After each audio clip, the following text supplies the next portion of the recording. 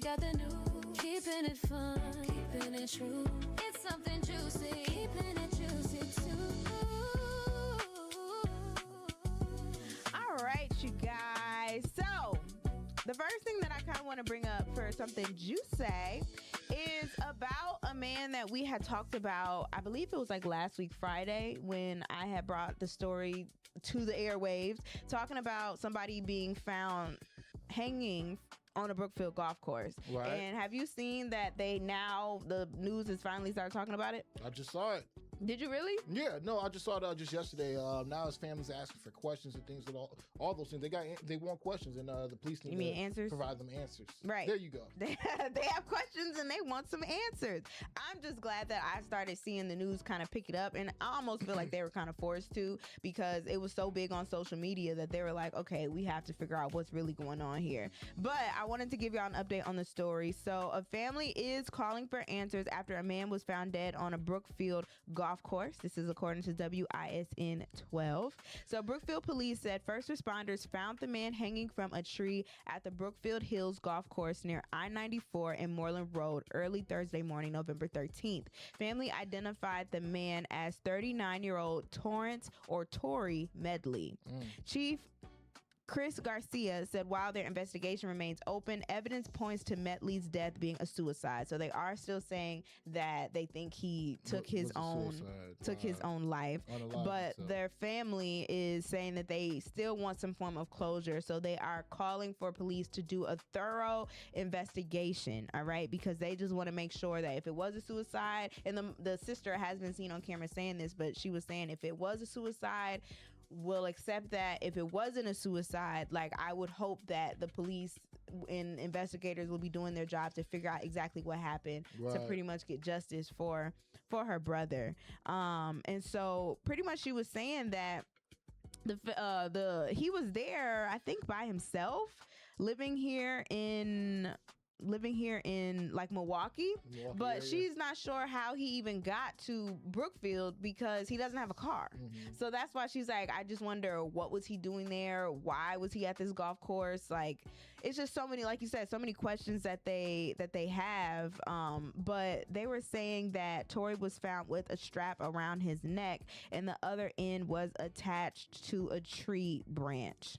And so now they're just waiting, I guess, to see what was going to go on. She did say that she noticed that her brother had some form of struggles, mental health issues going on, but she doesn't believe that he would have taken his own life. Yeah. Especially just so randomly in Brookfield like that. Yeah. I think that's very unfortunate, and the situation is unfortunate. Shout out to him, and God bless him. May he rest peacefully forever.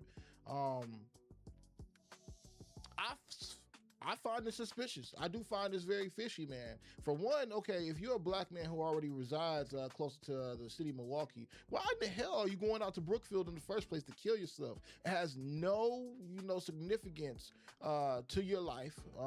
At least that's what I believe. I would be led to believe. It wouldn't even have no significance about, like, because most people, when they are deciding to end their own lives, a lot of people just do this in their own home, But if he didn't have a car, had no way to get out there, what did he do? Uber out there? Did he take the train out there? Yeah. Did he fly out there? That's why they're calling for, like, if anybody has some type of surveillance video, they would like for the surveillance video to come out to just show, like, okay, how did he get there? When did he get there? What time was everything going on? Because it's just honestly really weird. Yeah, and it's also one of them things where, why aren't the police using his phone to, like, track his location to figure out where he was beforehand and how he got to Brookfield? Did he arrive with the phone in his pocket? It's all those questions, man, because as we do see, things happen around the country, and now they're happening right back here in our own home, in our own backyard right here in Milwaukee, where a black man is being found hanging by a tree, and the police could be possibly trying to cover it up by stating, like, hey, you know what? I believe that this was a suicide versus it actually being a hate crime. Because I remember last week, we didn't even really know know what the race of the gentleman was. They weren't even releasing that type of information. They just said they found a man hanging. They never said it was a race thing. And I went on to go say, this is on record. And I was like, look, if it was a white guy, you know what? I would believe that he may have done these things. However, if it's a black guy, this would be looked at as a hate crime. And now it's being looked at as a potential hate crime. So we really have to, I guess, well, I don't know if it is really. But I said a potential hate crime, because we don't know if this is suicide and we don't know if this was a hate crime that ended up going down. So it's potentially, it could be a hate crime that's being covered up. Yeah. I just wish they would say that versus saying, like, right now we're saying it was a suicide because we don't see any foul play. Well, it's like they're already trying to just rule out the potential for that to be a thing. And see, that's the thing though, Juice, because when it comes down to scenarios like this, there's PR behind this, right? They have to realize, what's going to happen with public safety. Right now, a lot of people are just coming back on the fact that, like, hey, you know what? Our EBT SNAP benefits that just came in, they're trying to worry about those types of things. It's Thanksgiving this week. They're thinking about all the PR ideas that may happen if this comes out as a hate crime in the state of Wisconsin, basically in the city of Milwaukee. Do they want another 2020 all over again? Do they want another George Floyd all over again? Because for this to happen in Wisconsin and then, could potentially, again, like I said before, be looked at as a hate crime, you never know what the public outcry might be and what they may do, especially around these times when times are getting hard. Yeah, no, I agree. I've never thought of a city having like PR.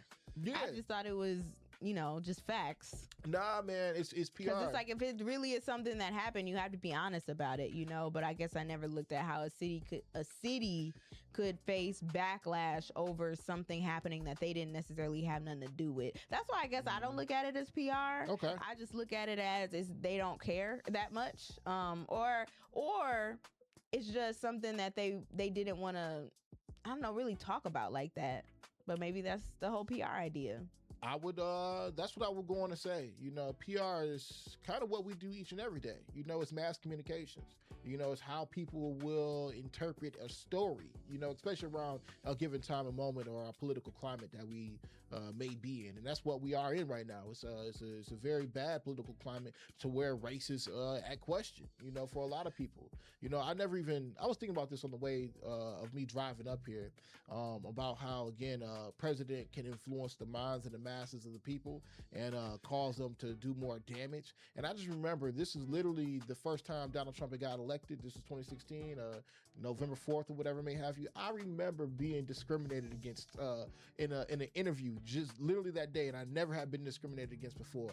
So, I said that all to say that you never know how one world leader could be impacting how other people feel about others in this time of day.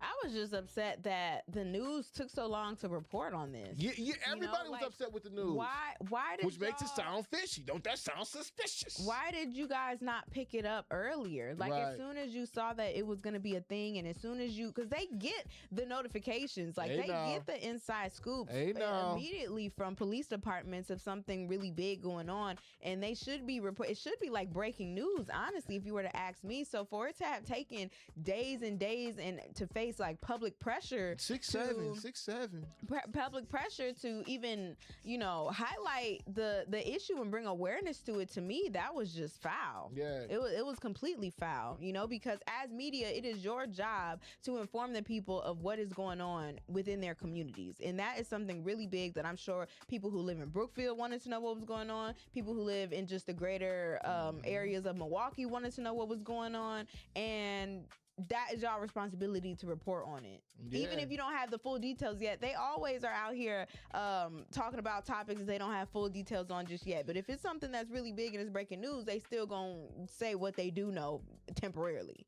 So I just feel like the lack of urgency around this man was really just foul to me, and I don't appreciate it. And this is around or at a golf course. This is where this happened at. Yeah, like the golf course should have came out and said something too. But see, this is all what I'm saying when it comes down to this idea of them finding a black man hanging, in a golf course in Brookfield. It's one of these things where you never know the relationships that the people who may have done this to this gentleman have, especially being on a golf course. People who are tied to golf courses typically have a little bit more political political influence than the regular civilian out here. So when you're talking about the media coming out there and being able to do the job, I've seen it before where the media couldn't do their job because certain people didn't want the media to get in, because they didn't want the media to have that kind of insight into what truly was happening. I mean, again, when the media did report on it very early on, everything was super, super vague. It didn't even come from one of our,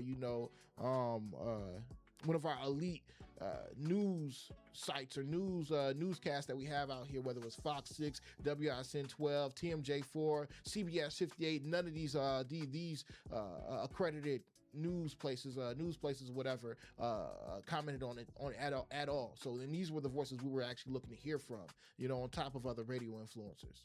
Right, for sure. So now I'm gonna keep it pushing with some more Milwaukee news, because this is in my neck of the woods, you guys. A busy Milwaukee intersection will soon feature a blinking red light instead of a traditional traffic signal, part of a pilot project aimed at reducing speeding and improving pedestrian safety. Where's it gonna be at, according to TMJ4 News. So starting December 1st, you guys, drivers at the intersection of Humboldt and Brady Streets will encounter the new four-way stop configuration. The 30-day pilot project is a partnership between Milwaukee's Department of Public Works and the Brady Street Business Improvement District. So on Humboldt and Brady, they're gonna test for 30 days to not have like an actual real light that goes from like green, yellow, red, and they're just gonna do a constant blinking red light. So everybody has to kind of almost like a stop sign in a sense, instead of having like a light there, just to ensure that everybody is like paying attention to what's going on and everybody has the opportunity to kind of like stop.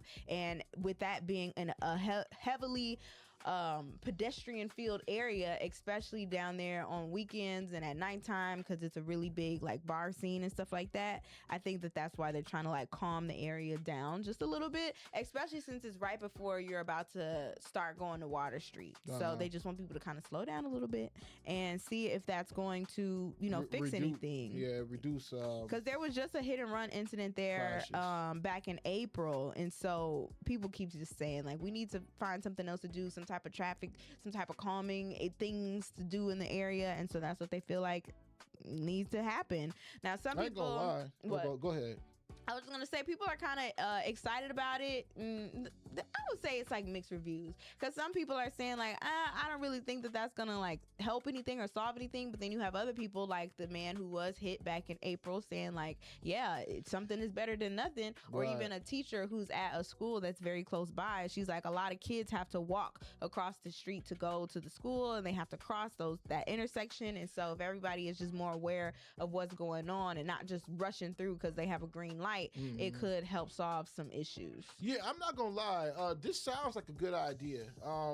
And I see this on a plethora of different levels, right? Because on the top, everybody's just concerned about safety, and I can see how this could slow down traffic and make people, have to focus more on their neighbors out there while they're driving, right? So secondly, on top of that, I also want to say that this may help you get a better feel for your actual community, because as you driving, right, imagine you driving,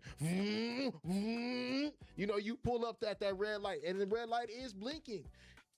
In order to make this turn and make certain that everybody around you is doing exactly what they're supposed to do, you gotta have that eye contact. You gotta have a strong eye contact where you look to the left, you go. And then you look to the right, oh no, you go. And then you see somebody that and be like, all right, what's up? But then you be like, okay, we good, now we can go. So I think this will help better communications, especially when you're talking about even the youth out here who are always on their phones, or people who are always on their phones, who are constantly driving distracted. If I have to start and then stop and start and then stop just to get to the red light and look in somebody else's eyes before I'm able to proceed, I think that will help everybody out. How you looking in their eyes at the light? You ain't never looked in nobody's eyes before, like as you had to drive and make a left turn. Come on now. Women are bad drivers. Let's go. Look people in the eyes. Yeah, bro, because you have to have that kind of traffic signaling. Like, if I'm finna make a left, like, it'd be like, okay, look this person in the eyes. You go first, you go second. You don't be driving like that, bro. You ain't never made that kind of contact with somebody. Sometimes it be far, like the distance be too far to be able to see people's eyes. Nah, bro, there's always some kind of like communication you can have with somebody as you driving like that, fam. Especially when the lights, say for instance, the power lines that went out, and you're What if driving. it's nighttime though, bro? Like you can't see nobody's eyes, fam. What are you talking about? Okay, so then you may actually blink your lights. Yeah, you've Bro, never done this before, bro. You actually scaring me right now. You've never looked nobody in their eyes as you drove I'm before. not saying I never have, but it's You not are a scary something that I driver. make sure I do every single time. Bro, You it's snowing can't see outside. people's eyes all the time, bro. Okay, look. What are you saying? I'm saying that I believe People need to just know the rules of the road. Now, I get if I'm in my neighborhood. you and don't it's communicate like, with stop. nobody as you I'm driving. not That's saying- crazy. I'm not to me. saying I don't That's communicate, crazy but as I'm hell. saying every little move that I make, I'm not looking at people in their eyes. If anything, I'm looking at their wheels to see if they finna go when I'm finna go. And if they are You starting looking to at go, the wheels, bro? You not sometimes. actually looking at the person. Bro, if I can't see them because they on the side, you can't see You people's are really eyes, scaring me bro. right now, Juice. Like, I don't want to see you on the road, bro. Okay. I don't want to see you on the road. All right. See, and you up here supposed to be speaking for all women. I'm not speaking for all women. I'm You're not supposed to be speaking for all women, and now you're making women look bad. I'm not speaking for all women. There's a stigma out there saying that women are bad drivers. I think you're a terrible driver. I'm You're a great driver. No, you're a speeder, and every single person who has been in a car with you has been holding on for dear life, including myself. So I think you're the most terrible person to be talking about what people doing on the road. Did you die though? I don't want to. Did you die, though? This is what I'm talking about. This is what I'm talking You about. still alive, ain't you? All I'm saying is I'm not always looking at people in their eyes. That's weird, especially if they're on the side of you. You can't even see this them. is why I said And this then is a people good got this is a tinted good idea. windows. It's This is a like, good what? idea for communication because you one of the people that like that type of communication. You need a little No. bit more intimate communication with your community out there. So if you have to look somebody in the eyes as you are driving, making a left or right turn, so be it. Because at the end of the day, both of y'all are safe. But going off of what you just said, you might just end up in an You're accident. making it seem looking like at somebody's tires. No, but I'm saying if we're at a stop sign, right, and we both got there at the same time, before I fully put my foot on the pedal to like go, I make sure that they're not also about to go. So if I can't see their face, then I'm looking at their tires to see if they're moving. Okay, maybe that's a good backup plan then. Like, it shouldn't be your first one. but though. sometimes you just can't see their face because if they're at the side of you. And your windows is tinted and their windows is tinted. How are you seeing somebody's eyes, bro? That just don't. And then people wear sunglasses. What are you saying? Like, Bro, you are making no sense. You just don't think You like a man. make no you think like a sense. woman out there I'm just about driving. to ask Corey right you now. You make Do left be looking- turns I'm out of finna nowhere. Text him right you just now. be making left turns. No, I'm finna text him right now. Do you be looking at people in their eyes? Do you be looking All right, everybody, be safe. at people Be in the driving eyes? left and as right. you Hell no, drive? bro. You should when you driving, bro. Like if it's a nice sunny day outside, it's the daylight. You should definitely look somebody in the eyes before you making a left or right turn. You looking at the tires is mad wild to me. If you just looking at the tires, bro, I don't see how you just safe. What I will say is that could you should look for different signals. If you can't see anybody out there and it's dark late night, you should definitely look for other He signals. said, hell no. Man, Corey tripping. I don't know about y'all drivers in Milwaukee then. Who is Shoot. looking at somebody in their eyes, bro? Was that part of your driver's ed? Bro, yeah, bro. Special ed. That's what it sound like. Bro, that's tripping. That's exactly You're what you're supposed to do, tripping. bro. I just Look them in the eyes. I have never heard that before. Bro, yeah, Maybe fam. that's just something you do. Nah, B. Like I get sometimes if like. Even if you can't see them, sometimes people make motion like, "Hey, Okay, go ahead, like go ahead." But like to wait to look for somebody, you out here like, I gotta see their eyes first. Like, bro, what? Bro, so you telling me? You're tripping. Okay, so bro, you're tripping. So bro, you get to an intersection, right? You think weird. No, let me ask you, bro. So you get to an intersection, right? And everybody gets to the intersection at the very same time as you. How do you communicate with other drivers to tell who's going first and who's going second, fam? Like, do you look to the left and like give them a head nod or something? Do you just wave them through? Like, what do you do? I guess you just wave them through. Because I would say all of that starts with looking in the eyes. Okay. I don't think so. It starts with you just see emotion. I mean, bro, look, I just know that I know how to drive safe. I've never been in an accident before. God willing, God, God. I just hope that God never has me in a car accident ever with what I just said. But at the same time, I've never been in an accident before like that. Well, at least when I was driving, I should say. Everybody else is driving. I've definitely been in different accidents with them before. But if you look in somebody's eyes or whatever, as you meet up at that intersection, I'm just saying it's not something I'm doing literally every time I drive. Like with every turn I make, I'm not looking at somebody in the eye. I'm being very intentional while driving. Whatever. All right, I'm moving along. You can be safe with Ben. I may speed, just understand, but we gonna get where we need December to be. 1st, be aware. Make sure you're looking at people in the eyes when you're on Humboldt and Brady, so y'all know who needs to go at what time. Because this is just ridiculous. All right, I'm moving right along, you guys, because it just dropped yesterday that 50 Cent's documentary about Sean Puffy Combs. Sean Diddy, what would you say? Sean Diddy Puffy Combs. You got it. He got so many names. But Diddy, The Reckoning is coming out. So 50 Cent's documentary on Diddy titled Sean Combs, The Reckoning. It is dropping on Netflix literally next week on December 2nd. That's crazy. 2 days before Hov's birthday. 50 Cent. What does that have to do with me? Just Anyway, go ahead. 50 Cent made the announcement. He posted, and in the caption, he said, "They said I was capping. What happened? GLG, Green Light Gang, G Unit Film and TV, 50 Cent action. It's coming." So, yeah. Damn. It's coming out December 2nd. Now, what all is going to be in it, I'm not sure. But I'm sure everybody is going to be watching it. Netflix has got a lot of money. Man. Everything going to Netflix. I will say this. Netflix has been moving spectacular throughout the tenure of their, journey. They went from, just videotape sending it to your house to honestly being mentioned as one of the big 6 networks at this point. They're in deals with Comcast and all these other places. But Jesus, you get a backstory to everything. Hey, I just be doing some stuff, man. For real. Shout out to Netflix though. I aspire to have something like that one day.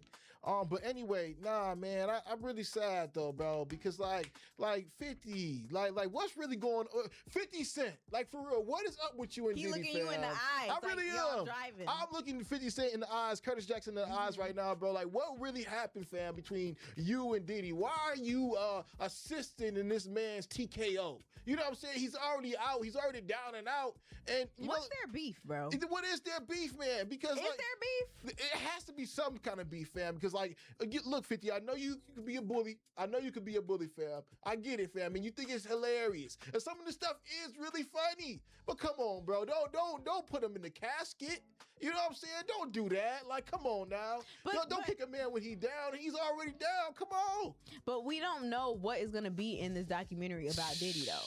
Like, what if it's not really nothing so bad? Like, what if it's just like a nice little family film with him in the studio making music, like how he built up his empire? Man, knowing 50 Cent, it could be something good. Knowing 50 Cent, that's not it, bro. 50 Cent said before that he was going to expose this man. It could be, I think I just found a connection. I just thought about it. Let me figure it out. The connection could truly be that 50 Cent's baby mama, 50 Cent's baby mama was also one of Diddy's side chicks. All right, he was having the threesomes with Cassie. Never mind. It said it's going to be released on Netflix December 2nd, 2025. The series will explore the allegations and controversies surrounding Combs, featuring interviews with people connected to the cases and industry insiders. Yeah, man, come on, 50, man. Like, and it's just, I think it's also rooted not in even just the baby mama situation, but this also might be some hip hop stuff. You feel me? Where 50 Cent has always wanted the crown and be called the king of New York. The way 50 Cent probably sees this is probably just him, Jay-Z, and Diddy, who was at the top, and maybe even Nas. But 50 Cent making his own, mark and stamp in Hollywood as the TV film producer that he has become, doing something like this, he knows he has a following that's going to go ahead and click on this on Netflix on December 2nd. And I'm going to watch too, because I'm a journalist, so that's what I got to do. Stop saying that. Because after what you said yesterday, you are not. Look, what I said yesterday, and I hope people who know Benjamin knows what I mean. At the end of the day, I would just like to put, our children through weighted English classes. That's truly it. Put them through weighted English classes, and a sixth grader doing English shouldn't have just a sixth grade English course. They should be doing 12th grade English, in my opinion. I see all these other countries being able to do it. I think we should teach our kids earlier. That's all. That's it. I think this documentary is now going to be really good. So I'm on Netflix.com and they're kind of talking about, what it all is going to be about. Yeah. And they're like, through explosive, never before seen materials, including exclusive interviews with those formerly in Combs' orbit, this documentary will lay out the story of a powerful, enterprising man and the gilded empire that he built, as well as the underworld that lay just beneath its surface. So I think in this 4-part series, you're really going to get a lot of the backstory about Diddy and how he rose to fame, but also how you can have your fall from grace. Interesting. So with 50 Cent doing this, honestly, I think he's just a businessman. He sees the opportunity that it would generate a lot of views, a lot of eyes, a lot of money, and he's a troll as well. So with him being a troll, it's like that's his personality. That's his brand. It's his trolling. MO. And the fact that he can troll and also make money in the process by Why not, why not? People gonna watch it. Do people not like 50 Cent? I feel like he still has the respect of some people. No, 50 Cent is definitely respected. Yeah, it was in the hip-hop business, right? community, and in the business community as well. It's just one of these things where, my question is always, where does your loyalty lie? And I remember 50 Cent saying before that, you guys wonder why I've never came out and spoken on politics or ever spoken on race issues inside of America. Is basically because as he sees corporate America, once you start to talk about those types of things or pick what side you're on, whether you may call yourself a black nationalist or somebody who's a part of the MAGA party, because remember he also went on to go say that there was rumors, I should say, that 50 Cent was going to perform at the RNC. There was rumors, never really happened. It's just one of these things where I would never try to take down somebody who brought me in the game, because I remember also 50 Cent wrote songs for P. Diddy before. He sat down at label dealings with P. Diddy before, and Diddy to some degree had showed him an insight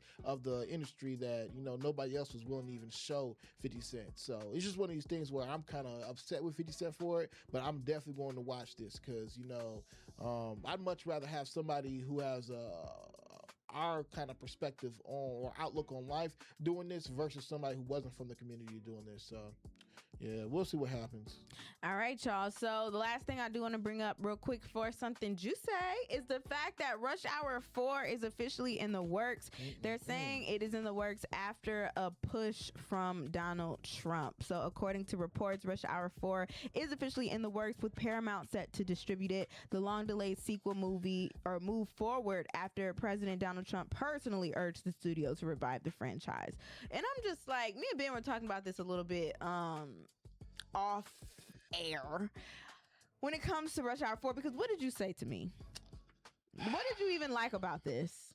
Okay, I just want to throw this out there that it's amazing that Donald Trump can get this done. That's all you're gonna say? That's it. Donald Trump can get this done, man. A lot of people have thought about the movie Rush Hour 4 coming out, and it seems like to me that Donald Trump is getting this project out and then putting it to the works. I'm so surprised that everybody basically just jumped up to get this started. I'm surprised at that, man. You're surprised at it? Yeah, I'm surprised, bro. I need to know for sure whether or not Trump has something to do with it. Good morning, Tyler. I need to know that Trump has something to do with Rush Hour 4 being put into place, because one thing that I know for certain is the fact that Donald Trump, our president that we currently have right now, he loves to attach himself to ideas to make it seem like he is the reason why it's going forward, or he's the reason why it's even a thing, when most of the time it doesn't have anything to do with him. One example that I can give you is the stimulus checks. The fact that he wanted to put his signature on those stimulus checks so people thought that he was the person who was giving you the money, that's crazy to me, you know? Trying to change the narrative, you know? Change people's perspective of, oh my God, this man is giving us money. He must be a good guy. Or even like, who said this in the chat just now? Trey, who said Donald Trump showed love to Shador recently. And I agree with that. He did show love to Shador recently after Shador, you know, was able to win the game for the Cleveland Browns and made history with them for multiple reasons. And he comes out and talks about how well Shador is and how he's a wonderful man and all of these things. Like, it's crazy how he just tries to attach himself to ideas. And I wouldn't be surprised if this Rush Hour 4 situation was very similar to that, where it was somewhat like, I could see it have been like in the works. You know, people are talking about it. He gets the inside scoop on, oh, it might be in the works. So now I'm going to say, hey, I'm pushing for this to be a thing. I wouldn't be surprised by that. I truly wouldn't. But if it's not, and he actually was the main reason why we will be getting a Rush Hour 4, I just want to know how the actors in the film feel about that, or the people part of production in the film feel about that. Get to work. Because to them, it might just be a check, you know, to be honest.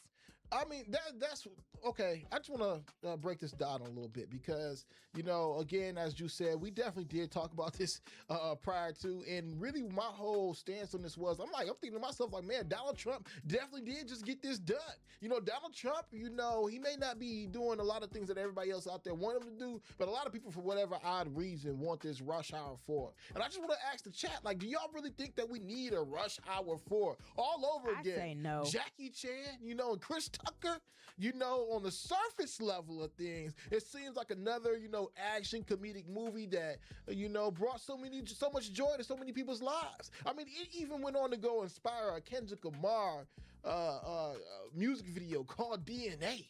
You know, so Rush Hour 4, I think, is one of these movies that we will forever hold in our hearts, and I would like to see it all over again, personally, for me. But for the fact that, you know, he got Chris Tucker out and Jackie Chan back working just like that, it made me think to myself, like, you know what, maybe he has love for a community, or maybe there's some hidden agenda that most people from the surface level wouldn't see. And I thought about this, Juice, and I was like, you know, one thing that you guys all should know, and this is a bit of a rabbit hole, that when it comes down to movies that are made, you know, here in America, our government, the Pentagon, you know, has to sign off on these things first, and they actually have throw out their own influence or figure out ways to make America look strong in movies, you know, and who's more important and more stronger in America than a black man? All right. And secondly, Jackie Chan, being from the Asian continent, all right, the continent of Asia, this could be a ploy to make better relationships with our people across seas. It's all I'm saying. That's what could actually be happening before our eyes, and we not even know it. We don't even realize how much Chinese influence came after the first Rush Hour movie. Okay. Come on, Lee. Come on. For sure. Black folks ain't say that. Yeah, we were very racist when it came to that. But Jackie Chan is 71, all right, for somebody who had asked in the chat, I don't remember who. Get that old man back to work. And Tucker over here, he has not headlined a major film since 2007. So, and that was Rush Hour 3. That would be nice for him to be able to, you know, get that back, get that money. But honestly, if they're gonna do another movie, they could keep it if they're not gonna have those same like racial undertones and like sarcasm that made the film what it was to begin with. You know, we need that. If y'all gonna keep it safe and play it by the rules and try to not be, you know, overly insensitive to certain groups, you know, and if you want to try to just keep it I don't know, but don't do that. Don't do that. We want the same Rush Hour that we have had in the past, where it was very funny. Y'all hit on a lot of racial commentary, a lot of racial jokes, and just leave it at that. That's what I would say. Like, don't switch it up. I wouldn't want them to switch it up whatsoever. They should double down even more so on all of those things. If you know, me being me, if I was the director, that's what I would say. Double down on it, man, because some of that culture definitely needs to come back. I think America was better then when we had those kinds of jokes. But anyway, because the world is sensitive now, y'all. We too have damn become sensitive. so too sensitive. Just like can't take a joke, can't take anything. So. Yeah, that's why we joke about everybody on our platform. No, because, we definitely do. That's truly what makes us human. And if you talk about, you know, diversity, I think, you know, we should all be able to laugh at each other to some degree. You know, I feel it. So I would love to see Jackie Chan make a few jokes about, Chris Tucker and vice versa, and I would love to see exactly how it all plays out in the end, and even I want to say this too, because when it first had spawned and, Juice, I was like, dang, Donald Trump got this done. I don't know if he did or if he didn't, but I also was thinking that this might be some opportunity for Donald Trump to use leverage against Chris Tucker, because we know Chris Tucker went to them Epstein Islands, all right? Secondly, the fact that Paramount is the movie or production movie place that's going to get this done or whatever with Rush Hour 4, it made me think about the deal that Donald Trump just struck with Saudi Arabia, the fact that Saudi Arabia is going to have a lot of influence inside of our movie production companies, and Paramount being one of them, as well as Comcast. It made me feel like, they may have already, when they did that deal, said Rush Hour 4 needs to be in the mix, because they may actually love Rush Hour 4. So, All right.